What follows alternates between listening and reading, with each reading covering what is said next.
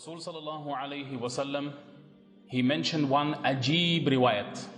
Abu Sa'id radiyallahu ta'ala anhu mentions, ذكر رسول الله صلى الله عليه وسلم بلاء يصيب هذه الأمة. Rasul sallallahu alayhi wasallam was once in a gathering with the respected Sahaba Kiram radiyallahu ta'ala anhum ajma'een, and he mentioned some problems, some difficulties, some conditions which will befall this ummah. حتى لا يجد الرجل ملجأ يلجأ إليه من الظلم. These difficulties will be, these halat will be, these atrocities will be such. No one will be able to find no refuge where they can run and take shelter. Such halat will come upon this ummah of mine. Such conditions will come upon this ummah of mine. People will run. People will look. I need a place of refuge. They will find nothing. لا يجد الرجل ملجأ. There will be absolutely no refuge for that person running away from the zulm and the atrocities which he is facing. فَيَبْعَثَ اللَّهُ رَجُلًا مِنْ عِتْرَتِي وَأَهْلِ بَيْتِي. Allah subhanahu wa ta'ala will see the downtroddenness of this ummah. Allah will see the musibah which the ummah is going through. Allah will see the tests, the trials, the tribulations which this ummah is going through.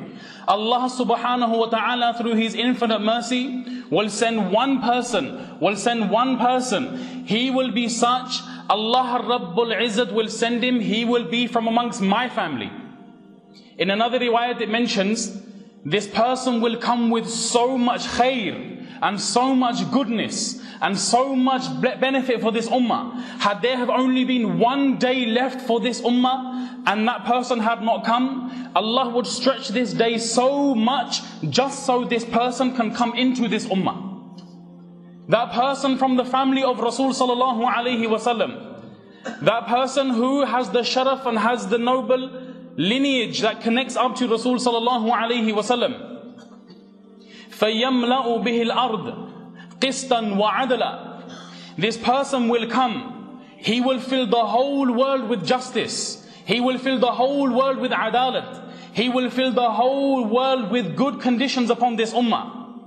كَمَا مُلِئَتْ ظُلْمًا وَجَوْرًا. Just as how we found there was hardships upon this ummah, there were difficulties upon this ummah. This person will flip the conditions around. From bad, they will go to good. From worst, they will go to best. From insignificant, the ummah will become significant. يَرْضَى عَنْهُ سَاكِنُ السَّمَاءِ وَسَاكِنُ الْأَرْضِ. He will be such in his justice, he will be such in his rule, he will be such in his advancing in deen. So much so, the inhabitants of the sky will love this person. Every single being on this earth will also love this person. Such a zat and such a person is going to come to this ummah, my beloved brothers. Such a person, Rasul sallallahu alaihi wasallam mentions, he will be from my family. Salima radiyallahu ta'ala anha, she mentions a further hadith where Rasul sallallahu alayhi wasallam, he mentions further, Al-Mahdi min itrati wa ahli bayti.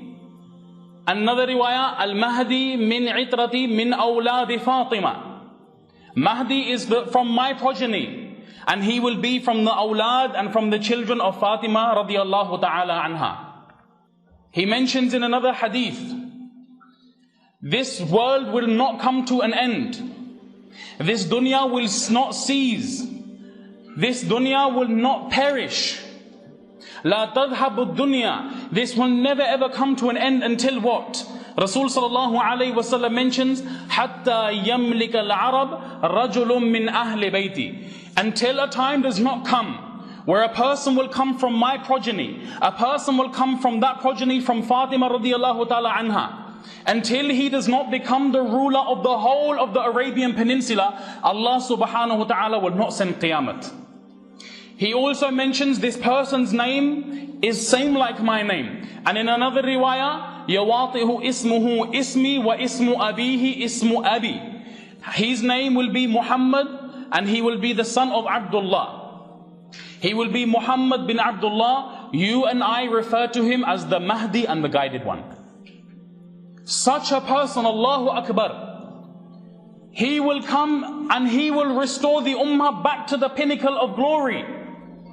He will take the ummah back to that status which it once fell from. He will take the ummah back to the stages of where they can walk with izzat and respect. Downtroddenness we see, zillat we see, ruswahi and disgrace we see. He will bring this ummah back to the stages of glory. Allahu Akbar. At the time when there will be a Khalif who dies in around Medina, he will flee and he will go and leave and go to Makkah.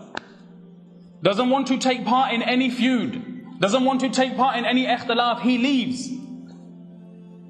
The signs in the hadith have mentioned the coming of who we refer to as the Mahdi.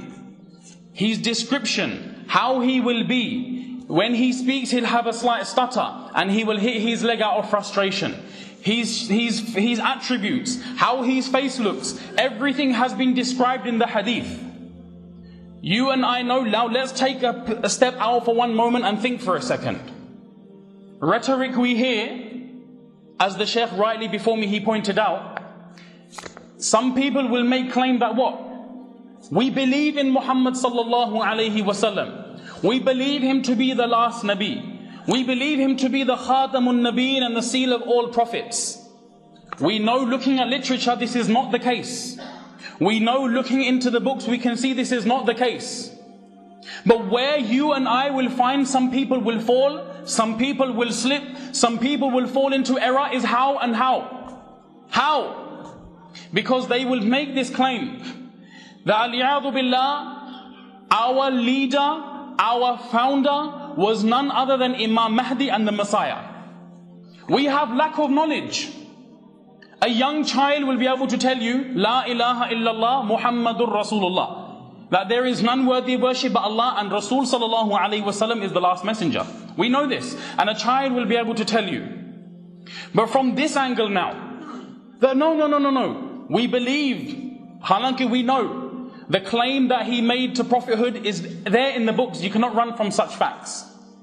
But from this angle now, reformer, Mahdi, spiritual guide, we don't even know a little amount of knowledge where we can answer such claims. We can tackle such questions. We can give jawab to such false information. When we look at the claims of the people who make this, is their name like Rasul sallallahu alayhi wasallam? I answer in the negative. Is the father's name like Rasul sallallahu alayhi wasallam? Again, I answer in the negative. If you look at the mother of Rasul sallallahu alayhi wasallam, anyone who made claim, a person who made claim, is the name like the mother of Rasul sallallahu alayhi wasallam? If not we as a whole, we will all answer in the negative, that no, there is no such thing. Allahu Akbar. Allah subhanahu wa ta'ala, He will put in his heart, he will leave, he will go to Makkatul Mukarramah, and he will be between the Hajar Aswad and the Maqam Ibrahim. And people will recognize, this is that person who has been mentioned in the hadith of Rasul sallallahu alayhi wasallam. He won't claim himself. He will not try to assume the throne and the position himself. He will not say, I am the leader, I am the ruler, I am the person who will be in charge, I am the person at the top of the hierarchy.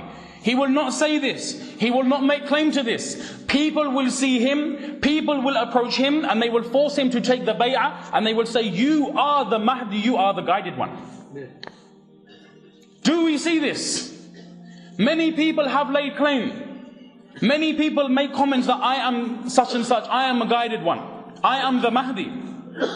The hadith which have been established have come through such an overwhelming number of sources. One cannot lie, you cannot even try to fabricate. Even doing so, one person's iman will become void and empty.